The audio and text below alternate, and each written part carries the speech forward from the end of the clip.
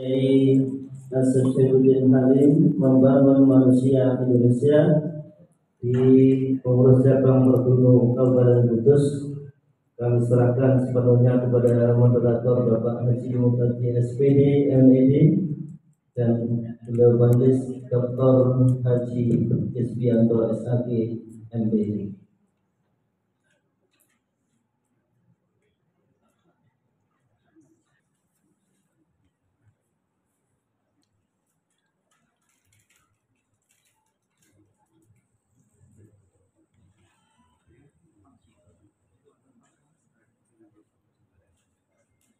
Assalamualaikum warahmatullahi wabarakatuh.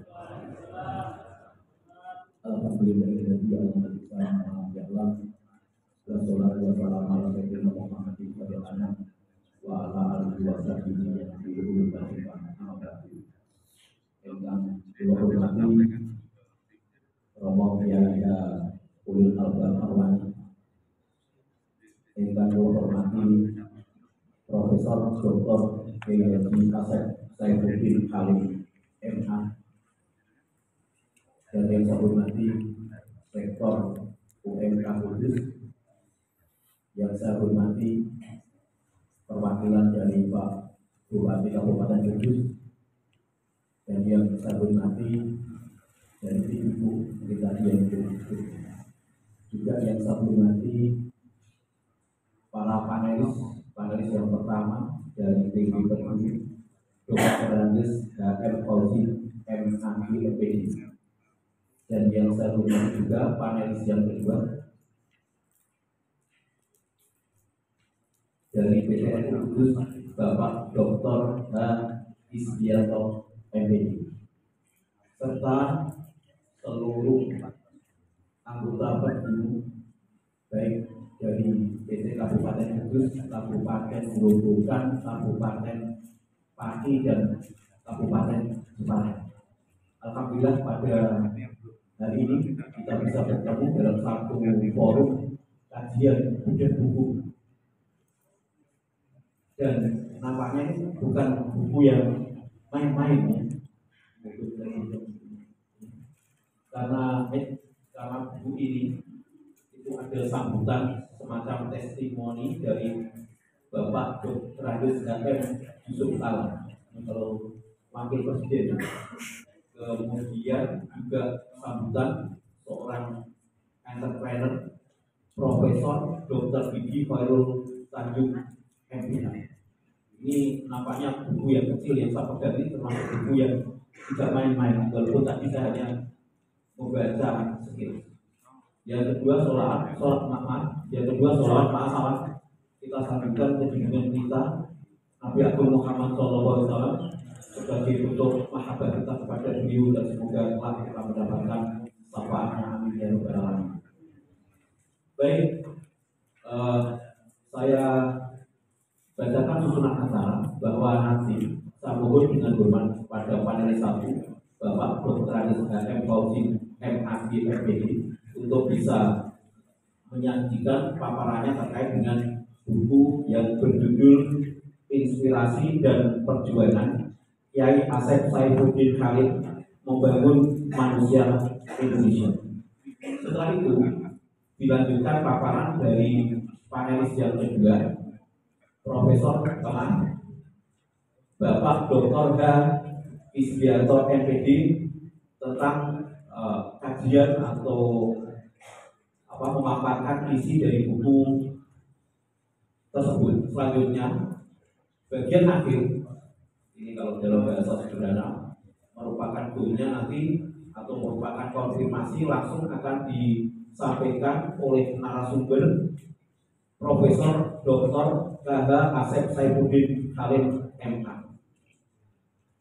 Saya awali sebelum membacakan trigger dari buku ini atau pemicu dari buku ini. Ini adalah satu kultur yang luar biasa, karena saya di tahun berapa saya pernah menulis, dan dalam kajian-kajian di sana banyak yang mengatakan dan you are is what you read. Ini adalah satu momen penting bagi kita semua. You are is what you read. Meskipun kamu adalah apa yang kamu baca. Jadi ketika nanti kita membaca buku ini, saya berharap apa yang ada dalam buku ini bisa terinternalisasi ke diri kita dan nanti akan menjadi sebuah energis atau menjadi sebuah energi yang akan mendorong pergerakan kita, terutama di dalam PC Peduli. Pak Iwis dan Selamat dan Pak Iwis.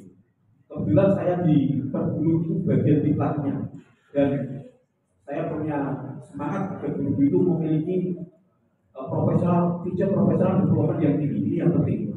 Dan semoga nanti guru-guru di Peduli ini kualitasnya tidak akan kalah dengan guru-guru yang lainnya.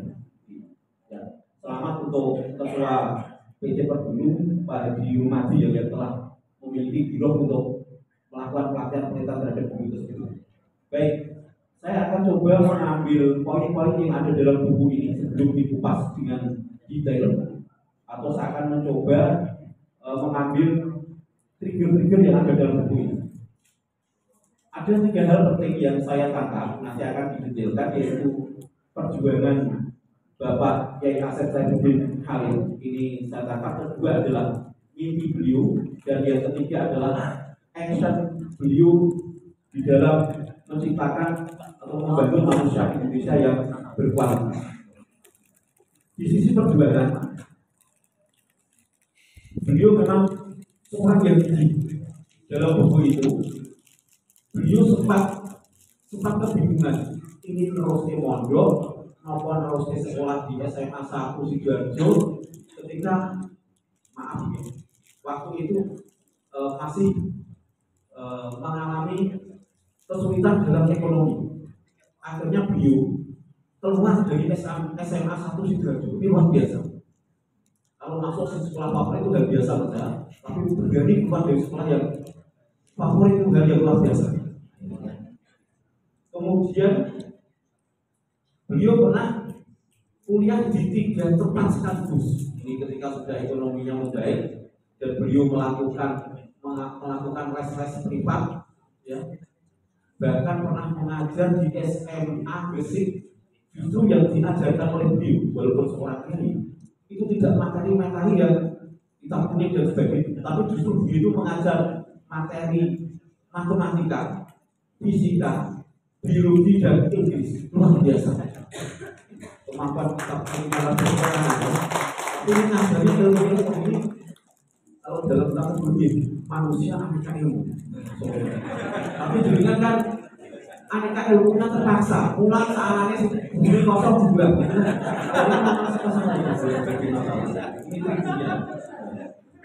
Kemudian karena tidak punya ijazah SMA, kemudian terjadi di SMA Gresik dikeluarkan kalau dasar kisahnya itu ya. Akhirnya ikut paket C. Paket C bisa jadi profesor. Jadi jangan menghina ya. Orang paket jadi profesor gitu. Luar biasa ya. Kemudian keunggulan beliau itu katanya di dalam dirinya mengatakan bahwa quality is our business. Bahwa kualitas itu adalah tanggung jawab saya. Beliau itu termasuk tracingnya. Kalau orang kita kan tracingnya mencari itu ya, COVID-19 ya. Beliau tracingnya itu mencari anak-anak cerdas kemudian dibiayai. Karena beliau orientasinya sekolah yang unggul gitu sampai ke luar negeri, luar biasa. Seandainya saya tahu kan juga kalau dapat beasiswa dari terus persepsi kebangsaannya luar biasa.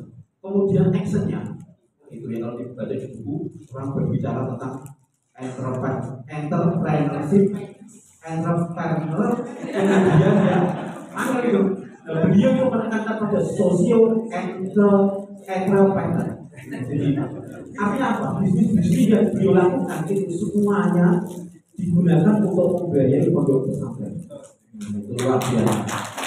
Ini ya, macam kaki juga digunakan untuk membiayai pesantren dan membangun pondoknya dengan uang sendiri. Luar biasa sekali.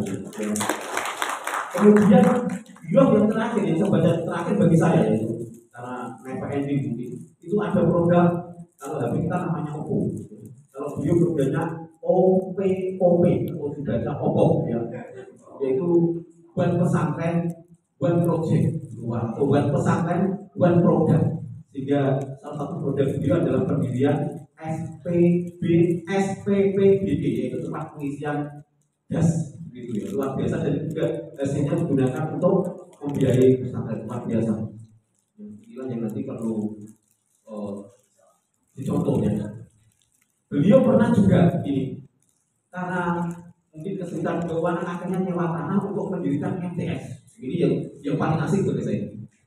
Ketika MTS-nya sudah besar, justru pemilik tanah itu bagaimana mengusir beliau. Ya. Dan sekarang MTS-nya itu dimiliki oleh keluarga itu, luar biasa. Tapi beliau nampaknya still calm atau humble dan cukup mendirikan madrasah yang lain. Mungkin ada di kampus yang terbanyak gitu, ya. Mungkin ini trigger dari saya, ya, trigger dari saya.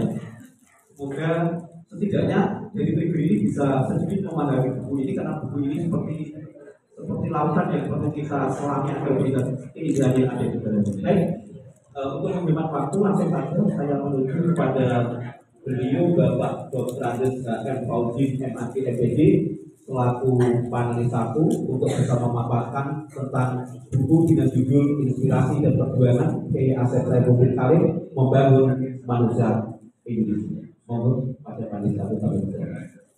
Terima kasih. Assalamualaikum warahmatullahi wabarakatuh.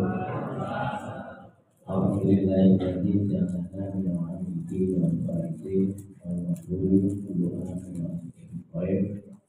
Asyhadu an la ilaha illallah wa asyhadu anna Muhammadan abduhu wa rasuluh. La ilaha illallah. Allahumma shalli wa sallim ala sayyidina Muhammadin wa ala alihi wa ashabihi wa sallam.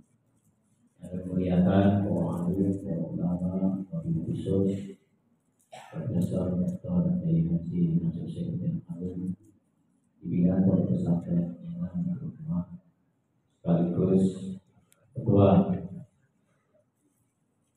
Pusat Persatuan Guru Nahdlatul Ulama, yang kami muliakan Bapak Kiai Haji Ulil Albab Alwani, yang alhamdulillah di tengah-tengah kita semuanya, Bapak Bupati Kabupaten Kudus yang diwakili oleh Bapak Serang, dari pimpinan DPK, alhamdulillah DPK Kudus, alhamdulillah di kesempatan kali ini itu ada masjid bersama dengan DPK, yang kami hormati Ketua PC Bengkulu Kabupaten Kudus dan jajarannya, Ketua PC Kabupaten Kudus sekitarnya dari Kabupaten Kudus dan wakil ketuanya, kemudian dari Kabupaten Pati, alhamdulillah luar biasa, luar biasa.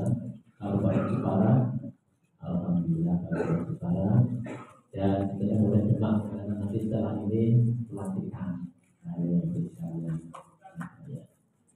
Ya, kami hormati Bapak Ibu semuanya, PC PAC Kabupaten Kudus, ya. Kemudian PM pimpinan lantik langsung hadir dan dilantik ada terus 9 ya, lantik 11 lantik yang sudah dilantik, ya. Alhamdulillah. Dengan lembaga PDPRT yang belum disahkan sudah dibentuk Kabupaten Kudus. Komisariat, iya. Ada yang jadi tingkat lembaga, ada pimpinan komisariat, ada. Pak Arief mana Pak Arief? Ya, ada ya. Alhamdulillah. Dan Bapak Ibu semuanya hadirin yang dimuliakan Allah Subhanahu wa Ta'ala. Alhamdulillah pada sore hari ini kita semuanya diberikan kesehatan, kenikmatan dan rangka melanjutkan kegiatan kita, wabil khusus membesarkan, mengawal kegiatan yang dilaksanakan oleh Persatuan Guru Nahdlatul Ulama. Salawat dan salam kepada Nabi Muhammad SAW yang kita semuanya dijadikan golongan beliau dan mendapatkan suatu hikmah dari dunia sampai akhirat. Amin ya rabbal alamin. Ibu Bapak, hari ini dimuliakan Allah Subhanahu wa Ta'ala, kami dari PB Bengkulu Jawa Tengah. Yang pertama, sebelum menyampaikan bedah dari karya dan sekaligus refleksi dan sekaligus inspirasi dari beliau pimpinan kita, panutan kita, kami dari PB Bengkulu Jawa Tengah hadir alhamdulillah adalah sekretaris PB kemudian mobil lengkap ini sekaligus mengingat halal bihalal karena ini menjadi penting momentum. Jadi kami mewakili dari Berbulu dalam memberikan layanan terhadap PC, PAC dan anggota sejauh mana kiranya masih banyak kekurangan dan kekeliruan mohon dimaafkan. Berbuat kita itu alhamdulillah. Jadi secara hak adat sudah selesai. Yang berikutnya hak adat lainnya. Selanjutnya Bapak yang kami hormati, tadi barusan kita MOU dengan BPU itu menindaklanjuti kami BPU dengan Pak Rektor Udibus dan kita realisasikan sekarang dalam baru dalam bentuk BPU yang nanti akan proses sejarah. Jadi akan mengatakan guru-guru yang bereksteriak melalui TV-nya. Jadi biasanya pakai HP, sekarang nanti pakai TV. Tapi nanti jangan pukul action terus nggak ngajar aja ya enggak. Artinya harus mengajar tapi diaksenkan sehingga nanti banyak makna dan bisa dikembangkan bersama-sama dalam rangka mengawal Indonesia berada Indonesia dalam digital. Bapak hadirin yang dimuliakan Allah Subhanahu wa taala, pada kesempatan kali ini kami diberikan penutupan yang pertama. Sebelumnya juga mohon maaf seandainya nanti dalam mengkaji kacamata kami selaku perbulu, khususnya dari kacamata ketua perbulu. Tadi sudah disampaikan oleh moderator, itu sudah lengkap dibacakan oleh moderator karena sudah poin-poin sudah muncul. Jadi Bapak Ibu yang kami hormati, yang pertama terkait dengan buku ini ada 11 bab. Bab yang pertama menarik Bapak Ibu, ada terkait dengan nasab pengabdian.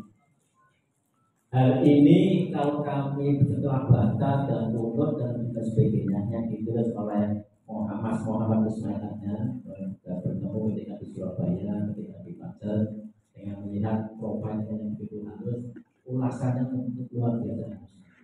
Dan ini nanti akan menjadi inspirasi untuk kita semuanya mampu membaca secara utuh atau mungkin nanti secara langsung dari beliau yang mungkin dibalik tulisan itu. Yang pertama kami melihat ada nasab pengabdian yang dimulai dari ayahnya beliau, yang mana ayahnya beliau itu berkiprah dalam dunia pendidikan, yang sekaligus juga menjadi inspirasi sebuah tulisan karya-karyanya, yang sampai karyanya di situ menjadi cikal bakal karya tentang surat yang kemudian terkait dengan komite hijaz. Luar biasa. Ini luar biasa. Jadi ada nasab pengabdian terkait dengan kondisi di dunia, khususnya berkaitan dengan keislaman dan peradaban. Karena pada saat itu ada kebijakan dari pemerintah Arab Saudi akan menganjurkan, akan mengistilahnya terkait dengan tiga yang dalamnya adalah makamnya Rasulullah, kemudian dari Indonesia dengan melalui tangan dinginnya abahnya Kiai dengan dikonsepkannya dalam sebuah bentuk surat yang itu kemudian dikirimkan ke sana dan itu dampaknya luar biasa. Sehingga tidak jadi kebijakan itu untuk komite itu menjadi cikal bakal sebuah organisasi besar yang namanya Persatuan Guru Nahdlatul Persatuan Pengurus menjadi sebuah organisasi besar yaitu Nahdlatul Ulama. Dan yang menarik lagi dari nasab pengabdian di sini yang memunculkan dan membidani terkait dengan munculnya Persatuan Guru Nahdlatul Ulama adalah ayahnya beliau. Nah, dari sebuah proses kehidupan Bapak Ibu yang dimuliakan Allah Subhanahu wa taala, ini ada sebuah nilai yang luar biasa. Jadi membawa nasab ada dua kemungkinan. Akan terus menjaga nasab itu secara baik dan terus bisa mengembangkan dan melestarikannya sehingga akan dikenal oleh sejarah. Tapi juga ada ketika membawa nasab tetapi tidak bisa membawa kebesaran nasabnya sehingga malah buruk dan bisa menjadi lebih bawah lagi.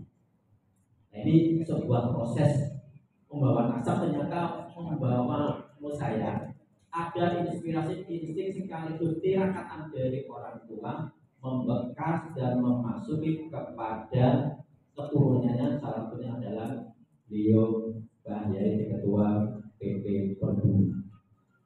Ini yang pertama. Itu dikembangkan pada bab yang pertama. Selanjutnya, Bapak Ibu yang kami hormati, ada 11 bab itu yang bab 2 dan bab 3 itu merupakan musik atau masalah tirakat. Tirakatnya beliau menjadi pelajar, tirakatnya beliau menjadi santri, sampai tirakatnya beliau menjadi mahasiswa. Ini terproses pada bab 2 dan bab 3. Kemudian pada bab 4 dan bab 5 muncul di situ adanya penumbuhan. Artinya apa? Ada mulai titik-titik menemukan sebuah jalan. Dari proses tirakat di situ muncul sebuah proses ketangguhan diri, mengintrospeksi diri, sekaligus bisa mengasah dirinya untuk mencari peluang-peluang pada saat itu. Memang hal semacam itu kalau kami untuk juga secara pribadi ketika kuliah bagaimana ingin kuliah sementara mohon maaf orang tua dalam kondisi sangat kurang dan sebagainya. Tapi ketika kita punya niatan untuk menggali potensi kita dan sebagainya, tenang di situ ada jalan. Ketika kita mampu dan merefleksi bahwa ini adalah sebuah ujian, sebuah tahapan dalam rangka untuk penempaan diri, maka akan positif ke depan. Tetapi ketika kita sisi yang muncul adalah bersuruh, kemudian atau mungkin anak-anak kita kurang tahan uji, itu yang muncul akhirnya bukan yang positif atau mengembalikan kepada hal yang negatif. Nah beliau ketika tirakatnya luar biasa dan kemudian mulai menemukan jalan-jalan itu pada bab yang kelima. Kemudian ketika kepada bab yang keenam ini setelah muncul jalan luar biasa sampai beliau menjadi di samping kiai, pengusaha, sekaligus hanya pengusaha, sekaligus miliarder. Dan tidak hanya berbicara itu miliarder yang dermawan. Kan banyak di Indonesia banyak miliarder, tapi dermawannya kurang. Atau banyak dermawan tapi tidak miliarder. Gitu. Kadang kita pingin sekali berdermawan, tapi tidak ada yang diberikan repot. Adanya apa itu? Alhamdulillah saya dari pemerintah. Nah ini yang sering ditanyakan, sering dikembangkan atau ditanyakan oleh para guru dan khususnya di Jawa Tengah sering. Itu sumbernya dari mana? Ada yang sedang disampaikan oleh Kiai, jangan-jangan Pak Kiai punya tuyulan gitu. Enggak mungkin kata Pak Kiai punya tuyul, enggak mungkin. Nah, atau yang diketik apa setelah kami mencoba menelusuri dari bidang usahanya ini. Ini kemarin saya juga sempat bertanya juga setelah dibawa Mbak ketika ada kegiatan di Mojokerto ini nanti ada SPBE, kemudian kemarin barusan selesai untuk tanaman-tanaman untuk persiapan sayur-sayur untuk para santri, terus membuat pabrik tahu tempe, kemudian dilihatkan lagi minuman dan sebagainya. Tapi ketika kami terus lagi, apa yang dari hasil usaha itu, tapi kok semakin banyak kedermawan beliau yang diberikan kepada masyarakat, khususnya Perbunu. Coba besok Kongres Perbunu itu beliau mengharapkan panitia usaha, kami juga akan dimasukkan dalam panitia usaha, mengharapkan untuk membuat proposal bantuan luar biasa. Baru di Indonesia Perbunu ini tepuk tangan untuk persatuan dulu. Jadi bantuannya kepada siapa? Yang Maha Kuasa. Nah ini yang perlu kita ketahui bagaimana membuat proposalnya. Kalau kepada bupati mungkin biasa, kepada gubernur biasa. Kalau proposal yang langsung kepada Maha Kuasa. Nah ini mungkin yang perlu kita nanti kita kembang bersama-sama. Sehingga kami pun akhirnya DPW mencoba untuk melatih mandiri. Dan alhamdulillah dengan bersama-sama dengan teman-teman, ketika PW datang ke cabang sudah tidak jangan berpikir untuk nyalonin PW. Nah, dari mana? Ini baru 2 bidang usaha batik dan usaha KTA. Iya, makanya ketika KTA Inupak itu 5 tahun, 50.000 itu 5 tahun. Coba ada yang lainnya, per bulan berapa ribu? Untuk per bulan ya, itu 50.000 untuk 5 tahun. Coba. Itu belum dibagi. PC itu berapa? Itu PAC berapa? PW berapa? Dan sebagainya. Dan di sini kami baru berlatihnya itu. Tapi saya berpikir juga belum sebanding apa yang diberikan IAI kepada perguru kacamata kemarin bulan Ramadan coba berapa miliar itu. Tidak hanya perguru Bapak Ibu, sampai kepada pertama keamanan dan sebagainya, polisi dan sebagainya itu mendapatkan semacam bisa dari IAI. Nah kemarin juga saya sempat IAI ini muncul dalam benak saya. Tapi pas perjalanan dari sana masih ya, mohon maaf ya, masih banyak itu mesti wali. Saya pikir itu wali. Karena apa? Sesuatu berkaitan dengan keuangan dan sebagainya. Dengan mudahnya, semakin banyak diberikan semakin banyak. Tapi setelah itu, tadi ketika kondisi macet, saya juga berpikir. Tapi sebelum pada pas macet itu dari perjalanan saya juga dari Demak ke sini. Ini Mbak Yai mungkin sudah nyampe sana. Karena Mbak Yai mati ya. Kalau begitu pengen gitu. Tapi ketika nyampe, Allah sih siapkan panduan. Kok udah aku? Artinya apa? Kok sama dengan kita sebagai manusia biasa? Artinya apa? Oh, ini kalau tingkatnya wali, tingkatnya host, kawasul host, mesti bisa berdua. Ini yang kita ini secara kasar mata. Tapi Mbak Yai menggunakan fatwa. Tapi kami siap, ya Allah. Dan juga kalau kami di tingkat PB, ketika tadi sudah ke kantor langsung, alhamdulillah setelah ke kantor kepolisian langsung, Pak posisi fatwanya ada di Jombor itu kan jauh. Ada nggak yang bisa lebih pegang? Kami ngobrol lagi, Pak, kami sudah siap Pak. Oh iya, kita kami komunikasi dengan bagian Polres dan sebagainya. Siap langsung meluncur, alhamdulillah. Artinya tugas sudah selesai mengantarkan saya.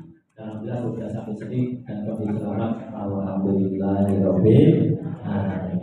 Ibu Bapak, hadirin yang dimuliakan Allah Subhanahu Wa Taala, ini yang nanti akan kita gali bersama-sama. Mudah-mudahan dalam bidang buku dan nanti yang banyak dari IAI. Yang selanjutnya Bapak Ibu yang akan hormati pada bab 7, 8, dan 9 berkaitan dengan pemaknaan kehidupan.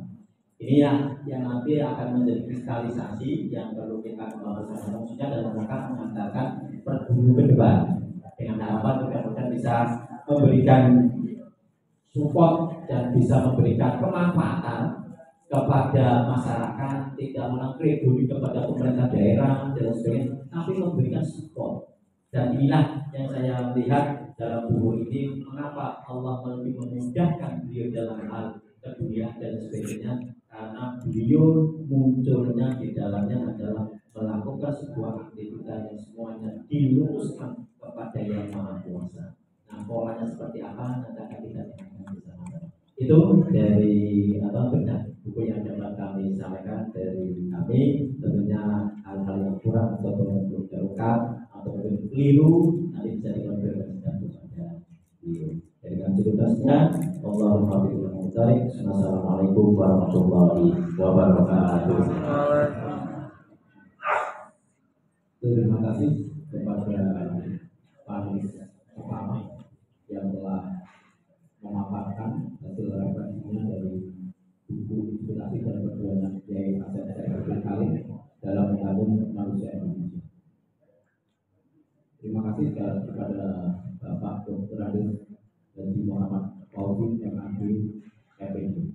Selanjutnya akan kita dengarkan paparan dari panelis yang kedua kepada yang terhormat Bapak Dr. Adis Yanto FPG.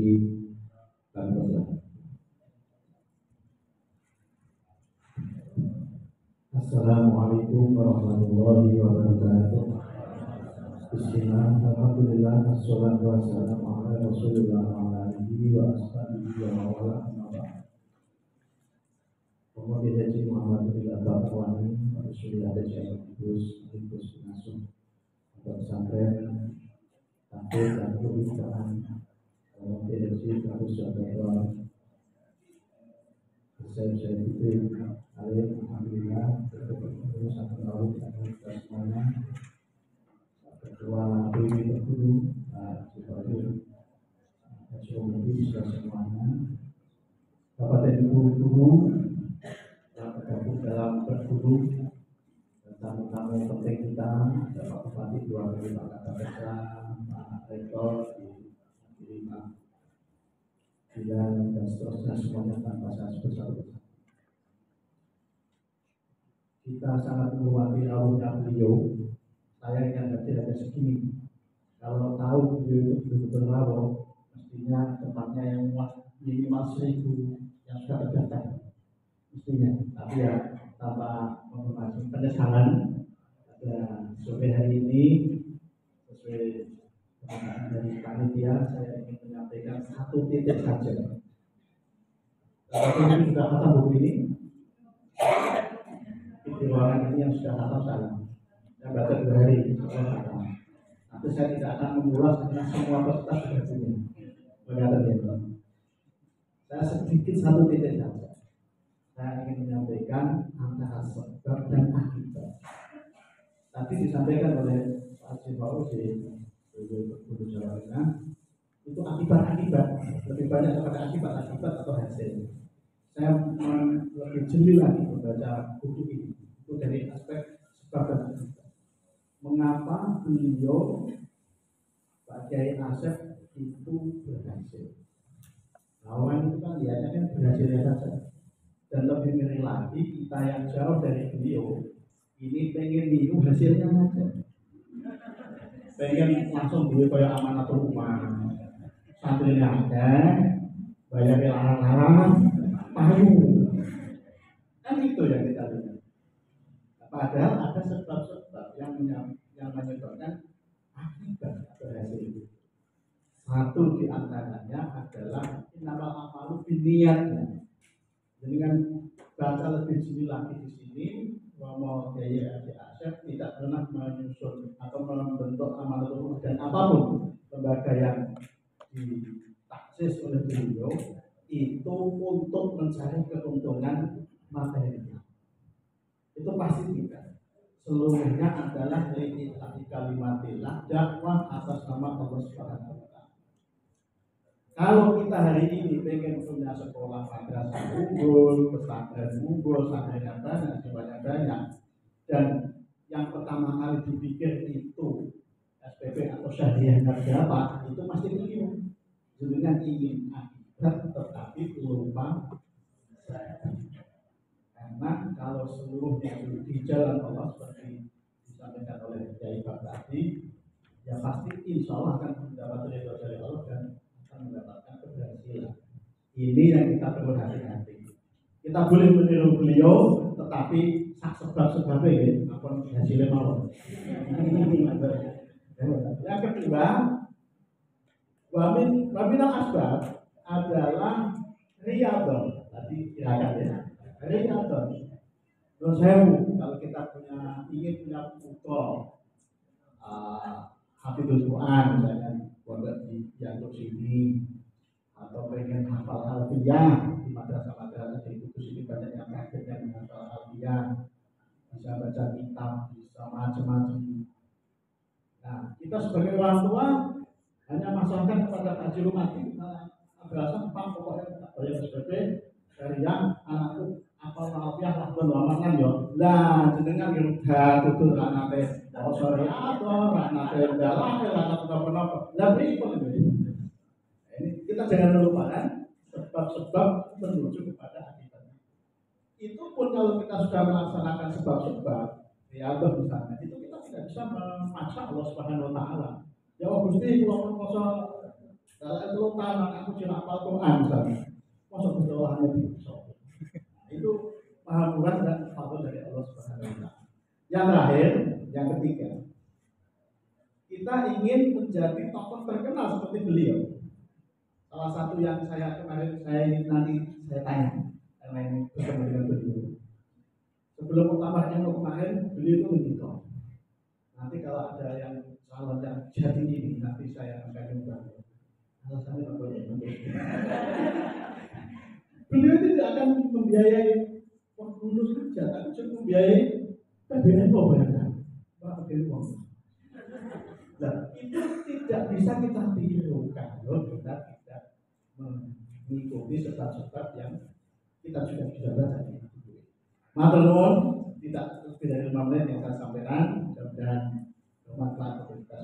Allahumma ati ila qaulika. Assalamualaikum warahmatullahi wabarakatuh. Terima kasih kepada panelis kedua yang telah memaparkan analisis kajian terhadap buku Moga Manusia.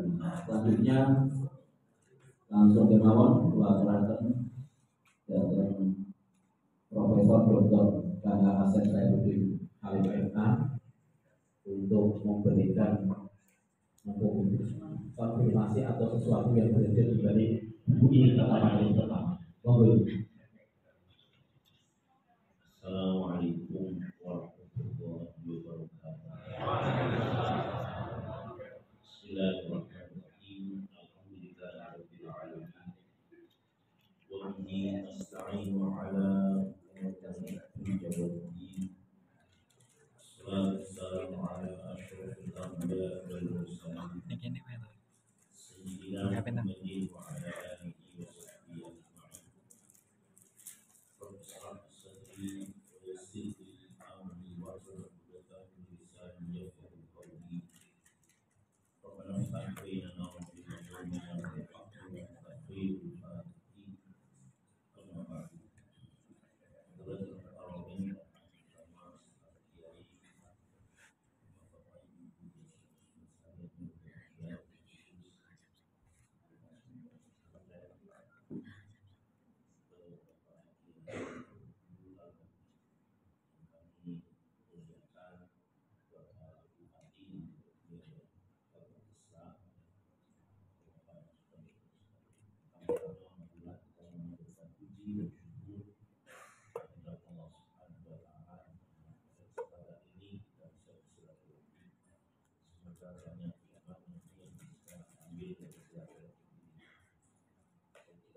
Ibu saya sampai maghrib nggak apa-apa. Jangan sholat dulu. Saya tadi alhamdulillah kita macet dengan informasi bahwa di susul oleh fatwa maka di situ ada masjid saya sempat istirahat di masjid baru 10 menit saya sholat itu bukan sehingga tidak mengapa karena sampai ada aja Bapak dan saudara-saudara sekalian jam 12 sudah keluar Semarang. 12 sudah keluar Semarang. Macet yang luar biasa karena banjir. Dan Semarang sudah banjir beberapa tempat jalan layaknya jadi sungai. Tapi alhamdulillah kemudian kita bisa sampai di sini. Bapak dan saudara-saudara sekalian, saya ingin menyampaikan tadi seperti dengan amal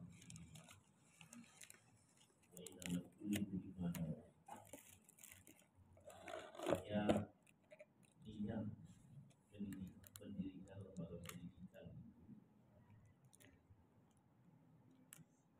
niat mendirikan lembaga pendidikan itu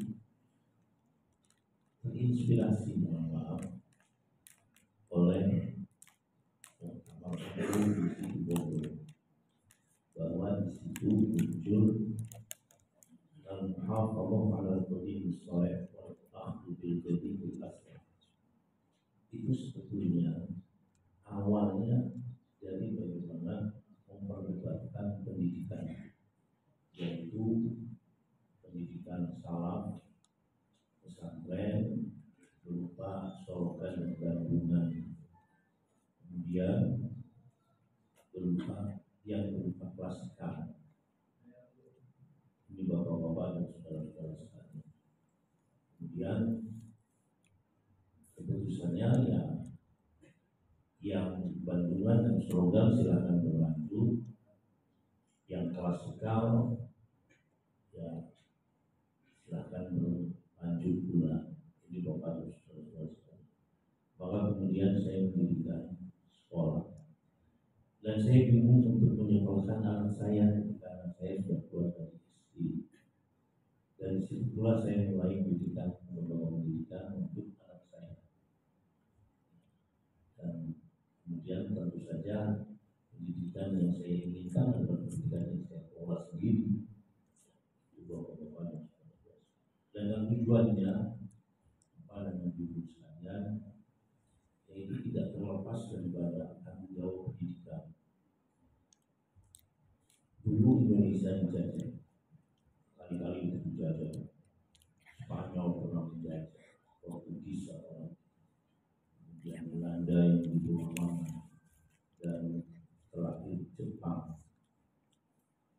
Betapa sengsaranya bangsa Indonesia, tetapi tekadnya yang luar biasa karena di Indonesia banyak orang yang menjadi inspirator. Bapak dan Ibu sekalian, luar biasa, tidak bisa dicegah bahwa merdeka harus merdeka dan kemudian merdeka, tetapi merdeka itu perlu keberanian dan kemampuan dan tentu harus dialami dengan berdiri dalam ulama. Mana kemudian ketika ada ulama sudah berdiri, maka ada kelompok-kelompok pemberani karena dimotivasi oleh para ulama. Bapak dan Ibu sekalian, kemudian akhirnya Indonesia merdeka. Ketika Indonesia merdeka, kemerdekaan itu menitipkan kepada kita bahwa harus terwujud cita-cita kemerdekaan, yaitu Indonesia yang maju, adil dan makmur. Indonesia yang sejahtera, tetapi juga Indonesia yang penuh dengan keadilan. Yang diberi tanggung jawab secara implisit, yang diberi tanggung jawab adalah dunia pendidikan, yang oleh karenanya porsi anggaran untuk dunia pendidikan itu besar. Tanggung jawabnya bagaimana? Tanggung jawab untuk menunjukkan Indonesia yang maju, yaitu lembaga pendidikan dan utamanya guru-guru. Nah, oleh karena itu produk-produk kita, anak-anak kita harus mampu menjadi personil-personil yang bisa memberikan kesejahteraan bagi dirinya dan akan memberikan kontribusi maksimalnya untuk terwujudnya dan tegaknya keadilan. Nah, Bapak dan Ibu sekalian, lantas mengacu kepada apa? Kita mengacu kepada tujuan pendidikan. Tujuan pendidikan yang harus kita sampaikan kepada anak didik kita adalah satu, melakukan pertanggungjawaban keberhasilan penanaman iman. Menjawab bagaimana anak-anak didik kita mampu menjadi orang yang mukmin, yang beriman dengan Allah dan seterusnya, malaikatnya Allah dan dunia Allah, kitabnya Allah dan seterusnya. Bahwa di dalam rukun iman itu ada iman dengan hari kiamat, yang itu diantaranya adalah yaumul jaza, hari pembalasan. Maka diberikan pembalasan terhadap kiprah-kiprah kita ketika kita hidup di dunia. Dan dunia mazra'atul akhirah. Dunia ini tanaman akhirat. Di Bapak dan saudara-saudara. Ketika orang berpikir demikian, maka mestinya tidak ada untung, tidak ada dan seterusnya. Ini menunjukkan bahwa pesan dan tujuan pendidikan melalui pembentukan keimanan belum berhasil di Indonesia. Yang ini harus kemudian kita upayakan untuk bisa berhasil. Tujuan yang kedua, bahwa iman itu abstrak, susah kita melihat orang beriman atau tidak, tetapi ada konkretnya, ada tanda-tanda kekonkretannya, yaitu berupa ketakwaan kepada Allah Subhanahu wa Ta'ala. Sehingga tujuan pendidikan yang kedua adalah menanamkan ketakwaan pada anak kita sebagai perwujudan realisasi keimanan. Yang ketiga, Bapak dan Ibu sekalian, kita bertanggung jawab untuk mewujudkan al-akhlaqul karimah. Bagaimana kita mengartikan tentang al-akhlaqul karimah? Al-akhlaqul karimah secara global kita artikan sebagai orang yang memiliki kepiawaian dalam bergaul, bisa diterima oleh yang yang di atas keberadaan dirinya bisa diterima dan orang bawah itu akhlakul karimah.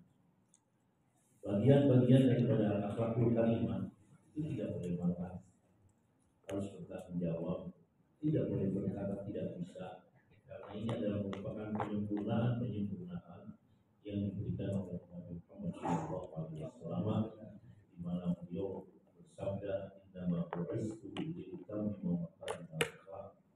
Saya diutus untuk menyempurnakan akhlak yang sudah mulia, kemuliaan yang sempurna. Ini bapak-bapak dan ibu-ibu sekalian tidak boleh putus asa. Kalau saya sudah putus asa dengan jalan yang baik dulu, naik kembali dia jalan baru kemudian tujuan pendidikan yang keempat itu pertanggungjawaban untuk mewujudkan keberhasilan akademis. Akademis itu mudah, sudah ada penduduknya. Semua pelajaran yang dipertanggungjawabkan oleh kita, yang diampu oleh kita, sudah ada penduduknya. Mempertanggungjawabkan ketuntasan kurikulum untuk bisa diserap oleh seluruh peserta didik, sehingga di sini ada tuntas muatan dan tuntas jangkauan. Memang kadang-kadang ada yang mengikuti ketuntasan kurikulum, tapi tidak banyak yang bisa mengikuti itu, hanya beberapa anak, bahkan kadang-kadang 1-2 bisa diserap. Tidak, harus seluruhnya. Ini tanggung jawab akademis. Kemudian tanggung jawab berikutnya, tanggung jawab pembentukan kecerdasan. Tanggung jawab pembentukan kecerdasan dengan sendirinya akan berhasil ketika tanggung jawab akademis ini berhasil.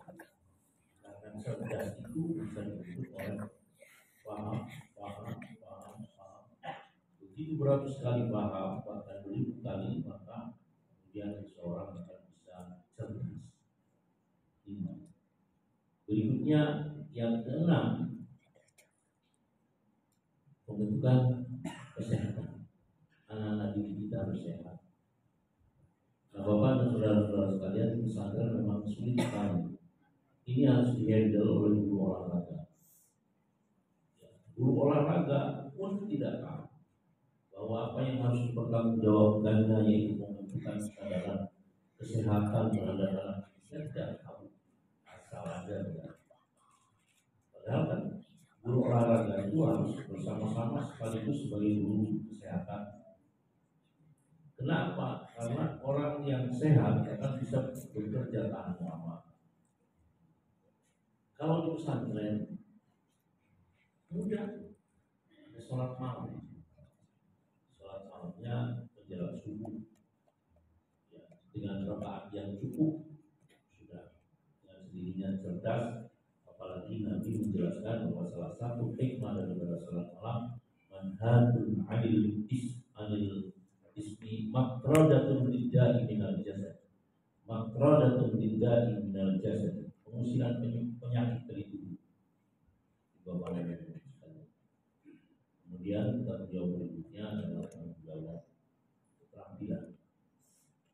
Jangan karena kita bukan SMK lantas kemudian tidak serius memberikan kemampuan keterampilan. Nanti kita lihat. Nah, keterampilan ini Bapak dan Ibu sekalian sekarang itu mudah saja yang bisa dilaksanakan oleh kita. IT, akuntansi, jangan lupa sekaligus mengajar akademis, speaking atau muhadasah. Sekaligus akademis kalau memang itu ada di dalam kurikulumnya bahasa Inggris itu atau bahasa Arab itu. Tetapi speakingnya itu merupakan keterampilan.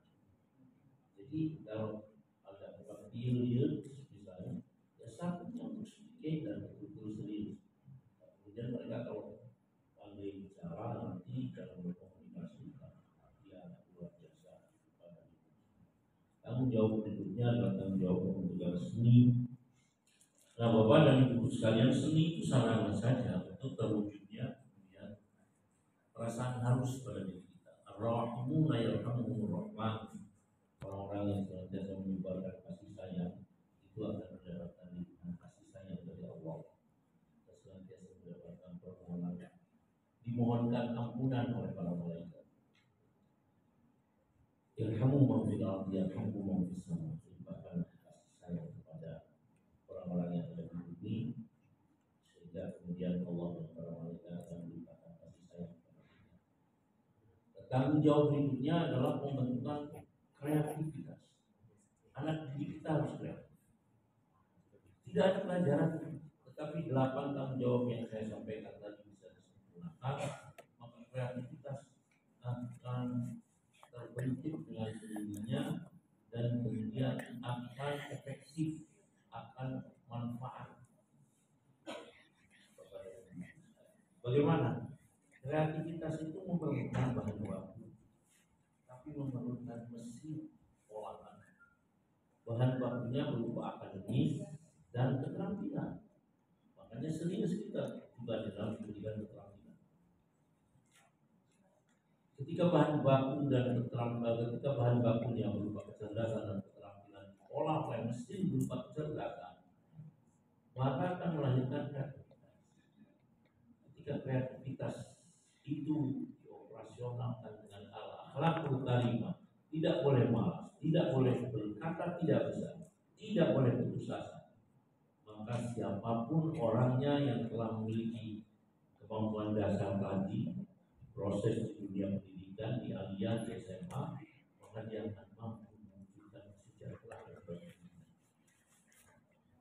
Di mana akhlakul karimah tidak boleh malas, tidak boleh berkata tidak bisa, tidak boleh putus asa. Dan ketika hasil kreativitasnya kemudian dikemas oleh keimanan, maka dia akan memiliki kecenderungan untuk bagaimana menggunakan hasil kreativitasnya berupa kekayaannya, memberikan kebudayaan kepada yang lain-lainnya, dan sekaligus akan memberikan kontribusi untuk pendidikan penegakkan keadilan. Ini Bapak dan Ibu sekalian, semoga madrasah-madrasah kita, sekolah-sekolah kita kelola dengan baik. Saya datang kemana-mana hanya untuk menyampaikan ini. Bapak dan saudara-saudara sekalian, oleh karenanya ketika perguru telah lahir, maka tidak boleh ada sekolah yang dikelola oleh guru-guru perguru tidak maju. Kumpulkan semua teman-temannya, tidak boleh sendiri-sendiri. Dalam hal ini kepala sekolah diajak bicara terlebih dahulu dan kemudian kepala sekolahnya memberikan motivasi sesuai dengan yang saya sampaikan tadi. Bapak dan saudara sekalian, maka kita akan menjadi orang yang muhsinin, orang yang mampu melaksanakan tugasnya lebih baik daripada sekedar tanggung jawabnya. Allah menjamin kesejahteraan dan kebahagiaannya kepada orang yang muhsinin. Sayajzillahu muhsinin. Innallaha la yudhi'u ajra man ahsana amalan. Wa sanajzil muhsinin.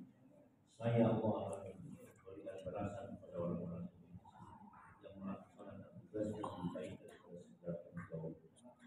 Ini Bapak-bapak dan Ibu sekalian.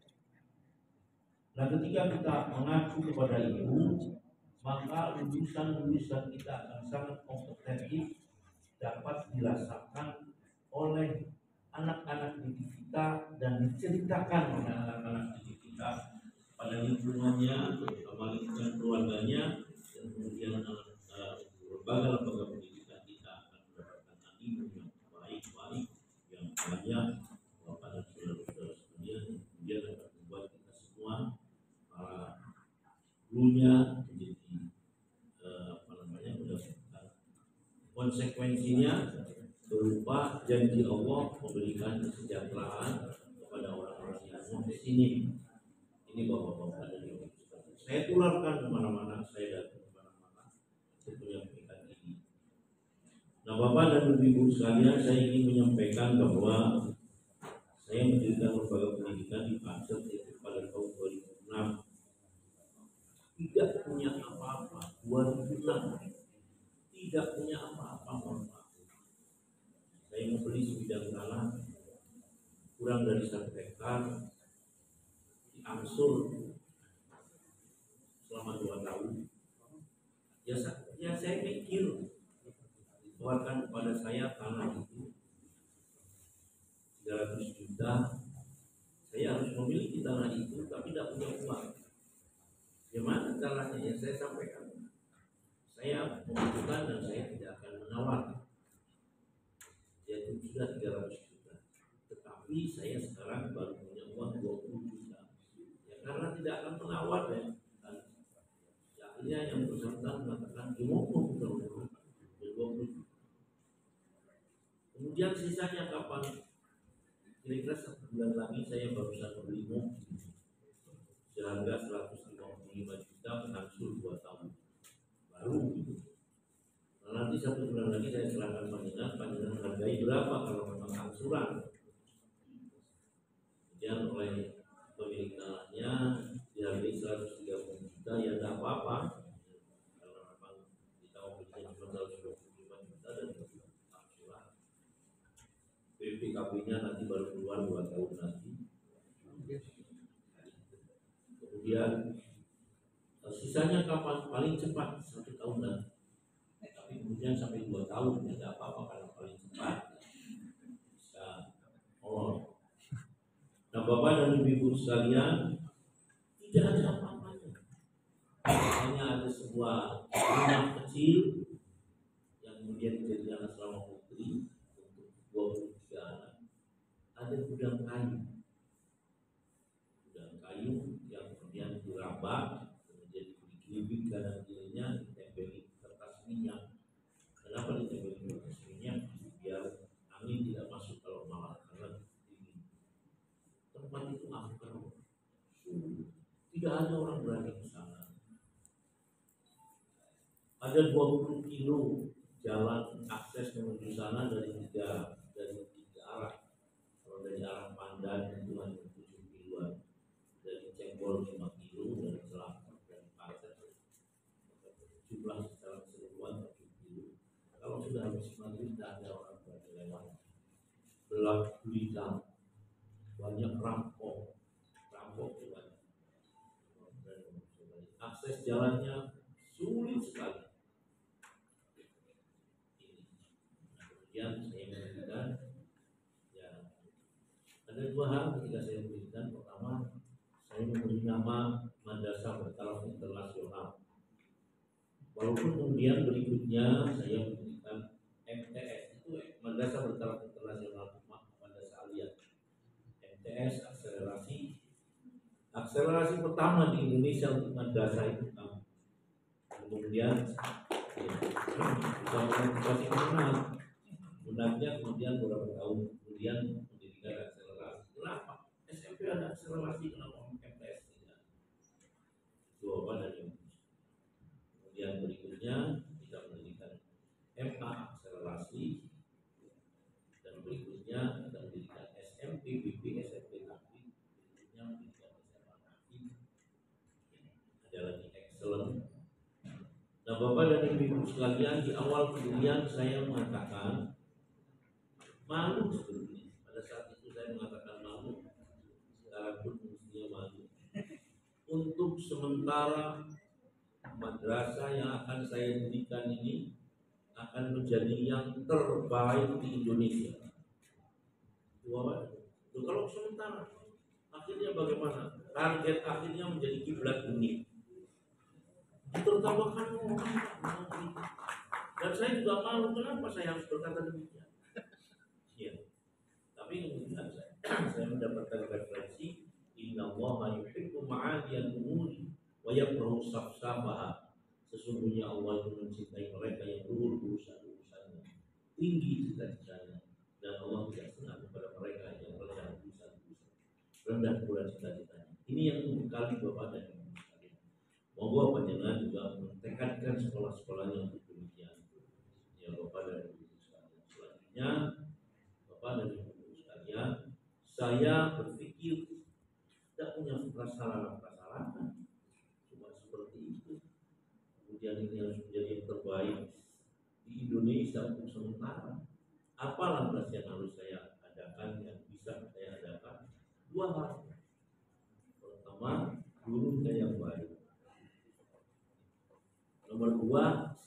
yang kompeten, gurunya yang baik, gurunya yang menguasai dan mengupayakan terus untuk bisa lebih intensif dan lebih intensif menguasai mata pelajaran yang dia punya, kompetensinya.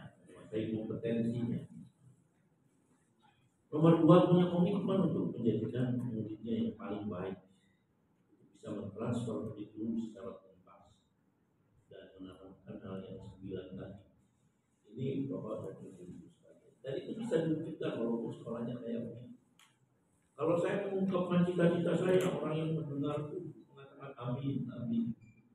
Aminnya amin meledek. Ya, amin. Tetapi apa yang terjadi tidak lama, 11 tahun kemudian, tahun 2017, ada yang memberikan award bahwa nama Nahdlatul Ulama saat itu yang dibaca sebagai the most favorite school in Indonesia, lembaga pendidikan yang paling favorit di Indonesia. Dan kemudian di tahun 2018 mendapatkan award sebagai the best tutoring system school in Indonesia, lembaga pendidikan dan sistem pendidikan yang terbaik di Indonesia. Tahun 2019 sampaikan di WINSA ya, oleh gubernur, disaksikan oleh wakil gubernur, sebagai pondok pesantren modern inspiratif nomor 1 di Indonesia, dengan menyebutkan kompetitornya. Kompetitornya itu 1 pondok pesantren Gontor, nomor 2 Darun Najah Jakarta, nomor 3 Al-Amin Pendua. Kompetitornya kita yang usianya baru 2019, 13 tahun, Bapak dan Ibu sekalian, dari nol. Nah, Bapak dan Ibu sekalian, di saat tahun 2006 muridnya 48, dan itu sudah luar biasa. Kalau kita lengah sebentar aja pada tidak kerasa mereka. Tapi kita memberikan pelayanan yang sebaik-baiknya, pelayanan pendidikan. Sekarang muridnya sudah 10.000 lebih, ya, 10.000.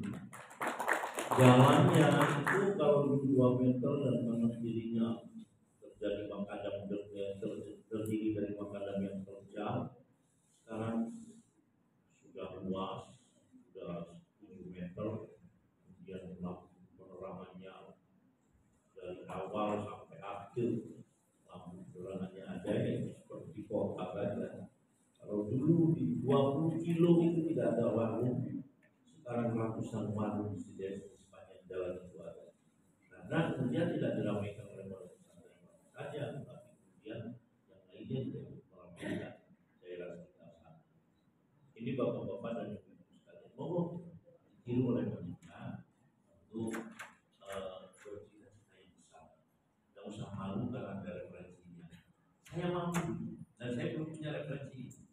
Kemudian saya gali referensi itu, ada kali saya membuka kitab kali di dalam kitab kali itu ada ibaratnya demikian. Inna Allah yuhibbu al-'alim, itu ya besar. Nah, Bapak dan Ibu sekalian, nomor 2 tentang pendanaan. Tadi yang tadi sudah disampaikan oleh Ketua Bendahara.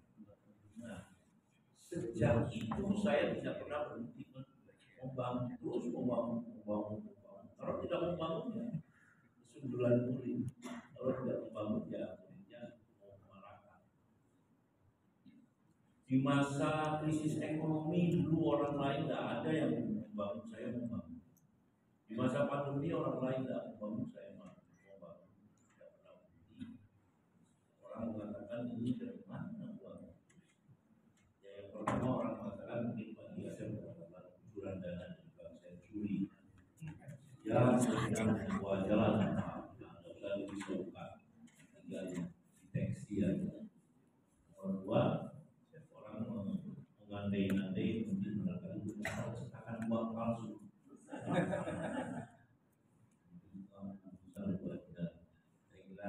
Tidak usah, tidak pernah saya pikirkan, tidak pernah marah ya sebilang saya akan. Kemudian yang ketiga juga berapa banyak 7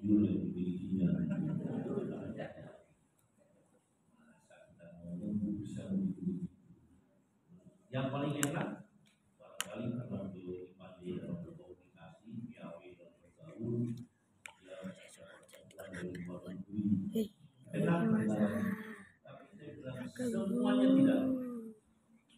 Saya memulai dengan berdoa. Dan kemudian saya membuka berpikir. Tapi dimulai berdoa karena berdoa yang paling mudah saya miliki. Tinggal berdoa. Ini Bapak. Saya ini bicara memang tidak punya apa-apa, tidak punya usaha. Saya bicara soal saja.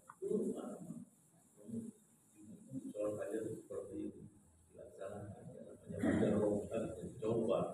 Dicoba ternyata tidak berhasil ya ditinggalkan.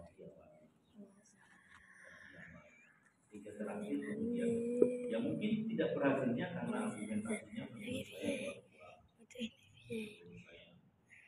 Kemudian dibuktikan dengan tidak berhasil dan tinggalkan. Yang terakhir saya menemukan sholat hajat dari Imam Ghazali minat doa alladzi la yurad dari judulnya. Sudah menarik. Doa yang tidak akan ditolak oleh Allah. Kemudian dijelaskan oleh Imam Ghazali bahwa ini maksud. Yang saya artikan maksud ya dulu di zaman sahabat setidak-tidaknya pernah dilaksanakan.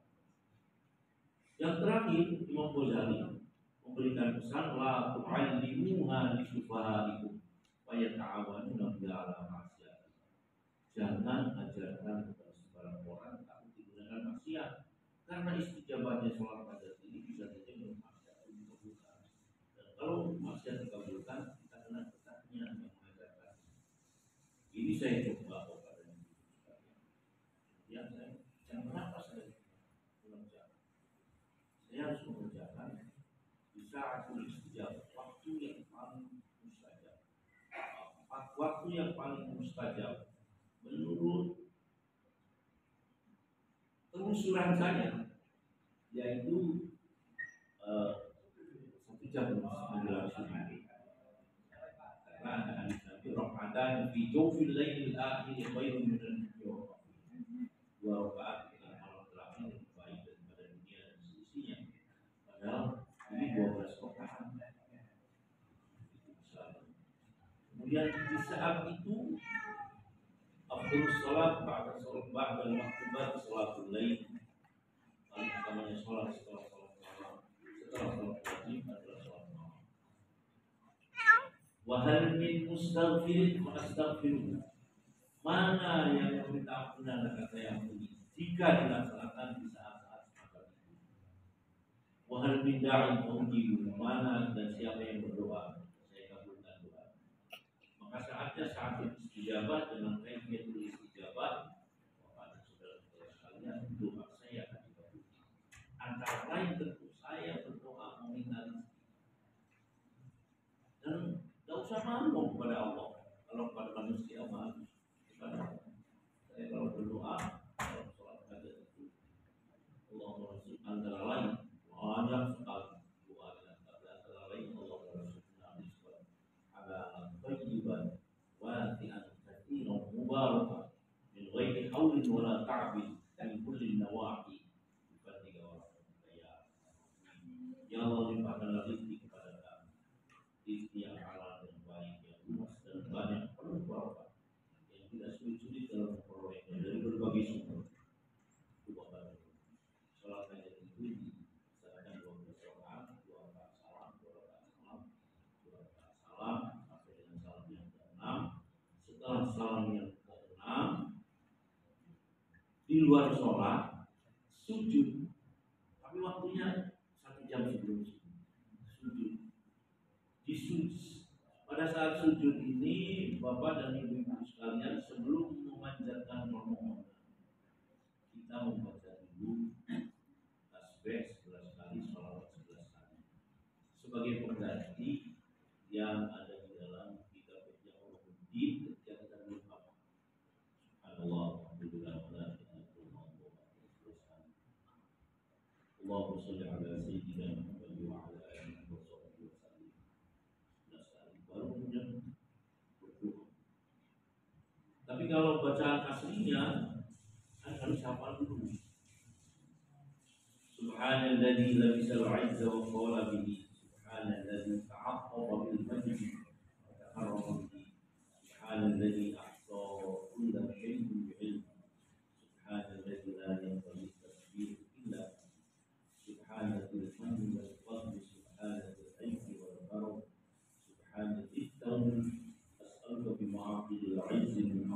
وربك وربك وباسمك الأعظم وجدك الأعلى وكلماتك التامات العامات لا يجاوزهن بار ولا فاجر أن تصلي على سيدنا محمد وعلى آل سيدنا محمد. Setelah itu menjadi Al-Quran 20 menit saja. Kalau sujud saya 20 menit. Karena banyaknya yang begini. Kemudian sholat hajatnya 12 rakaat setengah jam. Sujudnya 20 menit, 10 menit untuk sholat witir, 2 rakaat salam dan 1 rakaat salam. Setelah itu mohon maaf, kita memasuki sholat subuh. Pada waktu kemudian dalam sholat subuh itu kita harus sholat sunnah subuh, walaupun bukan harus, tidak wajib. Ya. Karena apa? Raka'at fajri khairun minad dunya wa ma fiha, wa raka'at fajar atau qobliyat as-subhi. Raka'atain fajri usolli sunnatan, qobliyat as-subhi usolli sunnatan, raka'atain fajri sama. Menggunakan yang mana? Kalau saya menggunakan usolli sunnatan, raka'atain fajri. Asyadun nabi ta'ahudan minan nawafil raka'at al-fajr. Yang paling dijaga, sholat sunnah yang paling dijaga oleh Nabi adalah rakaat al-fajr. Qobliyat as-subuh. Bapak dan Ibu sekalian. Rakaat yang pertama yang kita baca Fatihah sekali, Alam Nashrah sekali. Rakaat yang kedua kita membaca Al-Fatihah sekali, Alam Taro sekali, dilanjutkan dengan Ilaf Quraisy sekali. Hikmahnya agar kita senantiasa memberikan kesehatan dan kemudian dilimpahkan rezeki. Ini bapak-bapak dan ibu sekalian. Setelah itu dengan jangan tidur. Ya kalau saya di sana pasti mengajar saya sendiri. Mengajar sehingga kemudian tidak tidur mengajar. Kenapa tidak boleh tidur? Inna Allah la yuwazzi'ul arzaqa baina tulu'il fajri shadiqi hatta tulu'il syams. Sungguh Allah membagi-bagikan rezeki mulai dari sejak terbitnya fajar shadiq sampai dengan terbitnya matahari. Saat Allah membagi-bagikan rezeki, kita tidak boleh absen, tidak boleh tidur. Masa sih Allah memberikan rezeki untuk di tengah waktu? Siang hari ketika orang bekerja. Apa dari hadis ini sahih.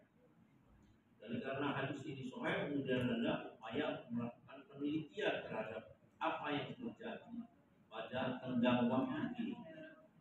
Dan ternyata ditemukan bahwa Allah menurunkan ozon yang sifatnya ozon itu membuat tubuh kita kuat dan terhina semangat. Kalau tidak mengajar ngaji seperti saya, seperti panjenengan, ya baca yang tajribul rizki, sesuatu yang bisa menarik rezeki. Antara lain Bapak dan Ibu sekalian membaca Hasbunallah, sayyidinallah min fadlihi wa rasulih, inna ilallahi rajiun. Ibadah sekian hari. Hasbunallah, sayyidinallah min fadlihi wa rasulih, inna ilallahi rajiun. Baca 10 lagi. Ini bapak-bapak dari tetapi upaya doa ini bapak dan ibu sekalian kita ulangi dengan berdoa, namun tidak berhenti di situ. Kita harus mampu menangkap ruang-ruang dan kita tidak boleh malas mengerjakannya tentang bagaimana realisasi mendapatkan rezeki yang halal. Ya, ini kepada kalau saya melakukan manajemen terhadap pendidikan saya, tetapi setelah itu kemudian juga saya melakukan pengembangan berupa badan usaha dan seterusnya. Tetapi beliau dengan cara yang kuat dan kemudian akan selalu berkata dengan permohonan mohon maaf. Banyak orang bekerja, banyak orang mencari rezeki, melakukan kegiatan-kegiatan, tapi tidak pernah berhasil. Namun ada Abdurrahman bin Auf ketika hijrah ke Madinah itu tidak bawa apa-apa. Sampainya di Madinah beliau dijodohkan dengan bukan para rekan dengan Sa'ad. Nah ini Bapak dan Ibu sekalian, dipermenangkan itu oleh Rasul untuk memberikan keberdayaan, memberikan modal dan seterusnya kepada orang yang hijrah ke Madinah dan Madinah. Nah Bapak dan Ibu sekalian, ditawari macam-macam. Abdurrahman bin Auf oleh Sa'ad, saya punya 2.000 hektar kebun kurma, silakan. Yang 1.000 hektar panjenengan kelola. Saya punya 2.000 ekor unta, silakan yang 1.000 panjenengan kelola. Beliau tidak menerima semua. Saya terima kasih atas tawaran-tawaran itu, tapi saya bisa tunjukkan saja dalam pasar. Nah, Bapak dan Ibu sekalian, tidak tanggung-tanggung ditunjukkan itu pasarnya orang yang Yahudi yang ahli dagang. Di Madinah itu ada 3 kelompok besar Yahudi, Bani Quraimah, Bani Nawar, Bani Nadir, dan Bani Quraimah yang jago dagang Bani Quraimah. Bawa ke pasarnya Bani Quraimah, di sana beliau bisa berubah dan minta bantuan untuk diberikan satu beda. Berkembang dan kemudian minta oleh Rasul membuat pasar di sebelah barat Masjid Nabawi. Satu saat ketemu dengan Sa'ad mengatakan kepada Abdurrahman bin Auf, dulu sebelum panjenengan datang ke Madinah, saya orang terkaya di Madinah. Tapi setelah panjenengan datang, sekarang sampai yang Madinah. Kata Abdurrahman bin Auf, iya walaupun saya kaya, tapi kan yang menolong panjenengan. Nah inilah orang yang mempunyai watak pandai bersyukur itu mengakui atas kebaikan orang.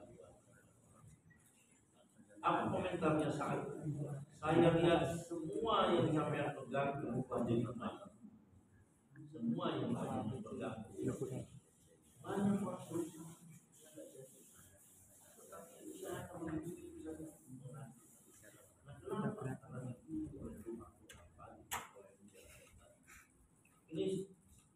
ini Bapak dan saudara-saudara sekalian, saya ingin membangun dari dunia pendidikan, melanjutkan anak-anak didik yang mampu memberikan kesejahteraan bagi dirinya dan mampu ikut serta memberikan pendidikan maksimal tentang kebijakan keadilan, dan kemudian saya memotivasi masyarakat untuk bagaimana mulai dari doa mampu menjadi orang yang meningkatkan kesejahteraan Bapak dan Ibu sekalian, karena tujuan akhirnya adalah mewujudkan kesejahteraan dan menegakkan keadilan bagi seluruh kemerdekaan yang menjadi tanggung jawab kepada semua orang yang hidup di dalam kemerdekaan. Itu Bapak-bapak dan Ibu-ibu sekalian. Kemudian saya menyampaikan tentang amal tadi dan tentang amal rumah. Tahun 2015 saya baru ingat rasanya sudah terlambat, tapi tidak mengapa. Institut 2 tahun kemudian menambah prodi dari 6 prodi menjadi 9 menjadi 10 prodi. 1 tahun setelah pendidikan menambah prodi dari 6 menjadi 10. Di tahun kedua, di tahun ketiga pendidikan S2 yang banyak orang mempertanyakan, kok bisa? Kalau pendidikan S2 selanjutnya selesai kuliahnya tidak bisa. Dari tahun kelima pendidikan S3, sekarang ada 2 prodi S3-nya. Keinginan saya dengan S3 yang terus akan kita dirikan menjadi beberapa prodi, insya Allah. Saya ingin melanjutkan setiap tahun 500 doktor. Setiap tahun saya harus produk 500 doktor. Dan utamanya dari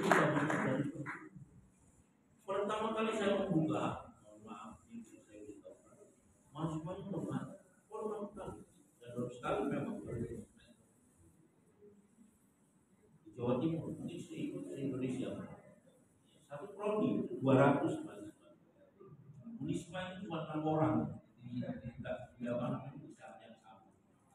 Winsa itu mengajukan permohonan kepada kita, Pak Yai, tolong SPP-nya jangan murah-murah. Jangan mahal atau jangan murah-murah. Saya bilang, saya jawab, untung ada SPP-nya. Rencananya beasiswa,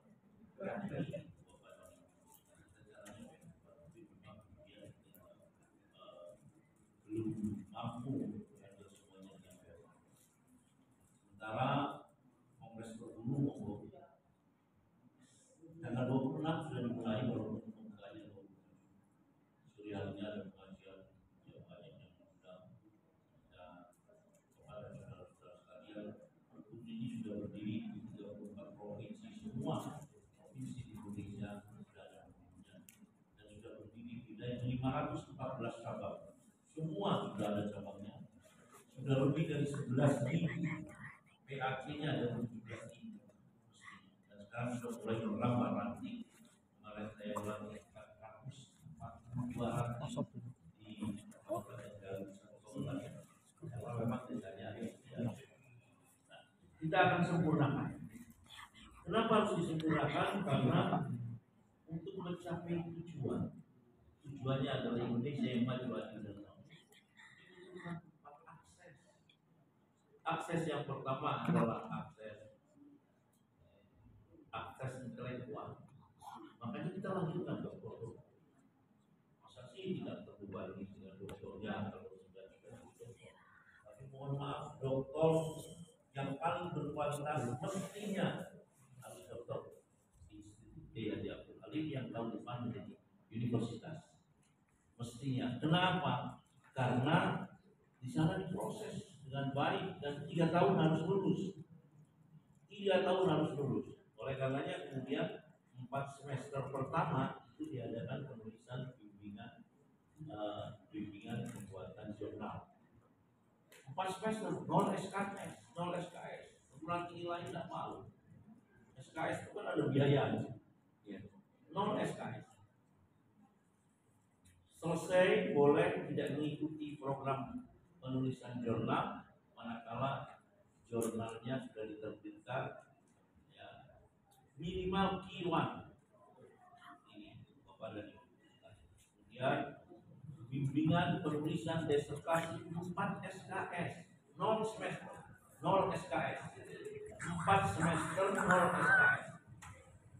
Jadi ketika itu disertasinya sudah selesai diberikan kepada promotor pertama, baru itu ada SKS yang 4 semester agar kemudian betul-betul realistis dan maksimal 3 tahun sudah semuanya yang bagus kepada sekalian sehingga kita bisa menunjukkan tahun yang setiap tahun bisa dibangun.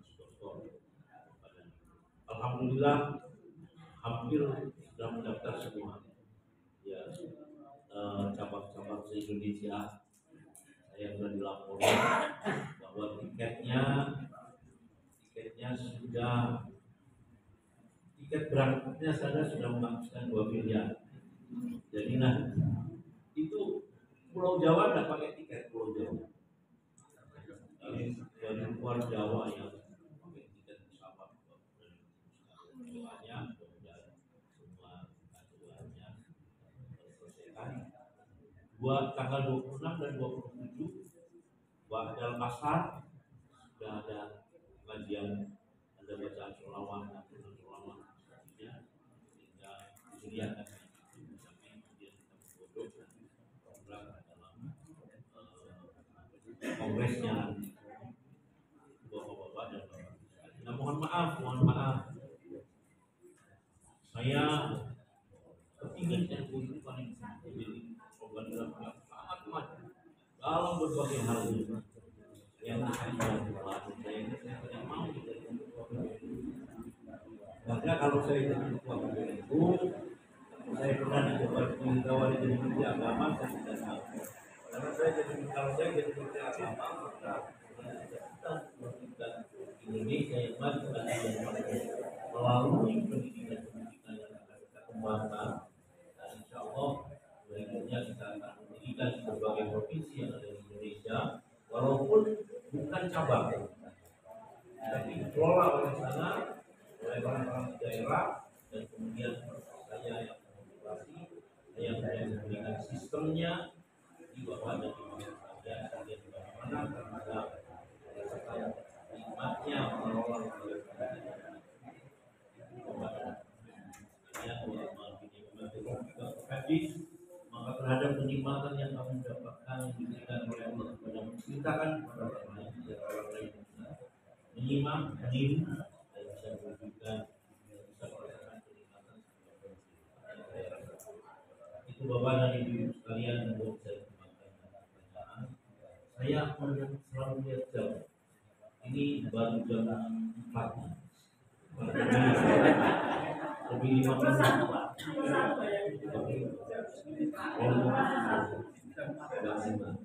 Maksudnya jam 5.30. Saya kira demikian Bapak dan Ibu sekalian, tapi kita sepakat karena kita sudah sholat asar semua, termasuk saya sudah bisa saja sholat maghrib nanti setelah untuk saya lah. Monggo yang lebih dan kurangnya mohon maaf, wallahul muwaffiq. Oh iya, tadi saya di pertanyaan. Dulu saya mengatakan andaikan ketua umum PBNU itu Kiai Askar, Kiai Askar itu orang kudus. Kiai Askar saya biayai, tidak usah pakai proposal. Dulu saya mengatakan, tetapi memang Kiai Askar terlambat beliau.